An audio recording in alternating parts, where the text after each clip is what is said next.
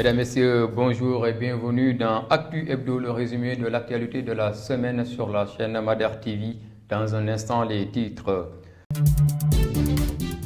Dakar a abrité la troisième conférence de la déclaration de Niamey ce mardi 10 mai sous le thème de lutte contre la traite des personnes et le trafic de migrants. La conférence est tenue en présence du ministre de l'Intérieur Antoine Félix Diome. And Sam Djikoyi exige la libération de leur camarade Cheikh Omar Diagne. En conférence de presse mercredi, le collectif dirigé par Ababakar Mboup a également annoncé une plainte contre Maître Djibril Louar. Troisième édition de la Journée nationale des sapeurs-pompiers. Incursion à la caserne Malik Sy de la Brigade nationale des sapeurs-pompiers pour s'enquérir des conditions de travail des soldats du feu.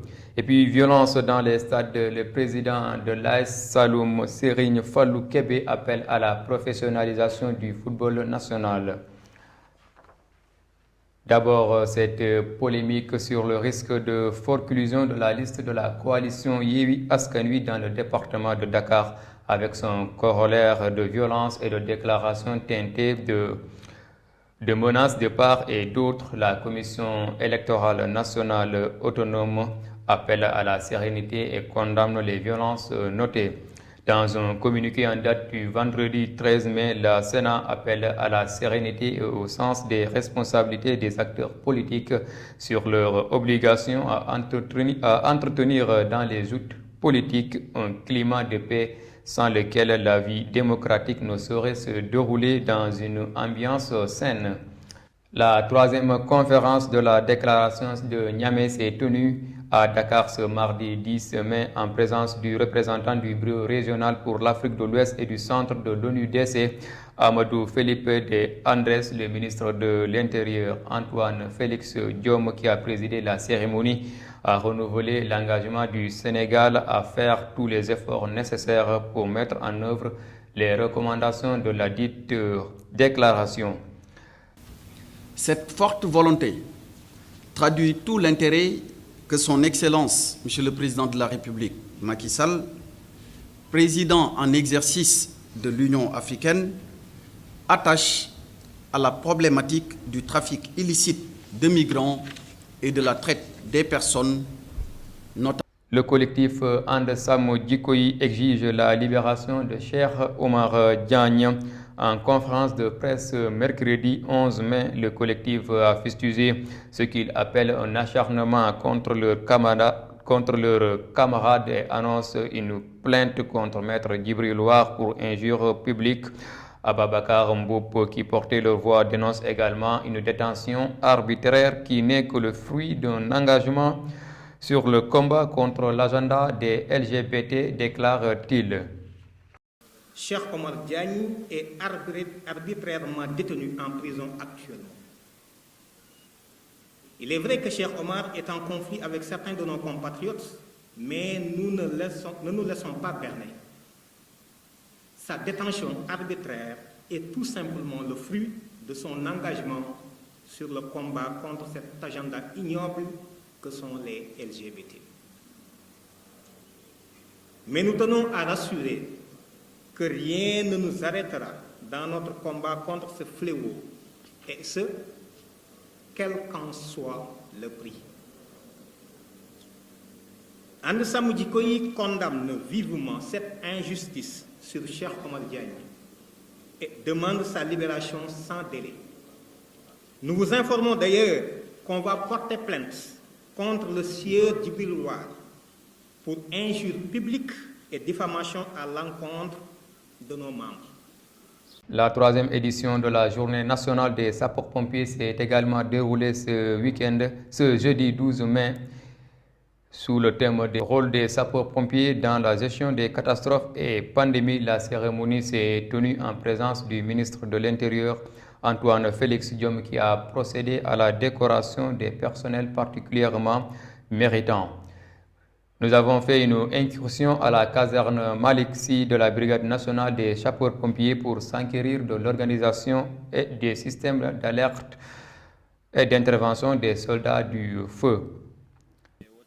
BOT, ils reçoivent les appels de détresse s'il y a une intervention et ils nous transmettent les interventions et ils sonnent l'engin qui doit partir pour effectuer cette mission. Chaque appel, il y a une mission déterminée. Nous, notre mission, c'est quoi? Nous sommes une unité administrative et opérationnelle chargée d'appuyer et de venir en aide au groupement d'incendie, soit 1, 2, 3, 4, 5, 6, parce que notre compétence, c'est sur l'ensemble du territoire national. Donc nous intervenons sur les effondrements, c'est notre mission principale, les effondrements, les glissements de terrain, les personnes ensevelies, ou bien s'il y a des interventions où c'est des accidents, les victimes sont coincées, nous intervenons dans ce domaine. Nous intervenons aussi pour les gens qui sont tombés dans des excavations, dans des puits, pour les faire extraire avec du matériel dont on dispose. C'est le centre d'appel. C'est là où on reçoit les appels de secours. Donc là, on a 2 lignes de secours, 2 lignes 18, qui nous permettent de recevoir les appels de secours. On a aussi une radio, VHF, qui nous permet aussi de recevoir des appels de secours par rapport à des autres stations, comme les stations directrices de COT, Ligue 1, ou bien les autres stations directrices. En plus, on a un RP. Un RP, c'est un téléphone de service. Là aussi, on reçoit des appels par rapport aux interventions avec les autres unités. C'est une ligne de secours. Une ligne de secours là où on reçoit les appels de secours. Soit les accidents, les feux, les effondrements, là, tout ce qui concerne les risques ou périls de la population, on reçoit les appels ici, à partir de cette ligne.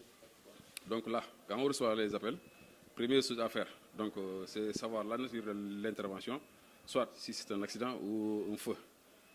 Après avoir reçu l'appel, on prend la nature, le prénom et nom du prévenant, son numéro de téléphone. Ensuite, on décale l'engin approprié par rapport à cette intervention. Oui, effectivement, on a 2 groupes de 2 hommes, un chef de car et un stationnaire. Ouais, chaque groupe, au niveau du BET, on prend la relève à partir de 8 h du matin jusqu'à 8 h le lendemain. On fait donc 24 heures de service. Donc là, les difficultés vraiment sont nombreuses. On a beaucoup de difficultés par rapport à la ligne 18. Il y a les enfants, qui jouent avec la ligne. Même il y a des adultes aussi. Il y a des adultes aussi qui jouent avec la ligne. Oui, il y a des inconvénients. Mais donc quand un enfant ou un adulte joue avec la ligne 18, là on ne pourra pas recevoir des appels de secours. S'il y a des interventions par rapport à notre secteur, on ne pourra pas recevoir les appels. On le laisse à la sorte du commandement. Donc c'est le commandement qui décide. C'est le commandement qui décide comment on va faire pour gérer la situation. Mais à notre niveau, on essaie de faire aller avec la ligne 18. En sport, les incidents qui ont émaillé le match Ndiambour-Jaraaf à Louga font toujours parler.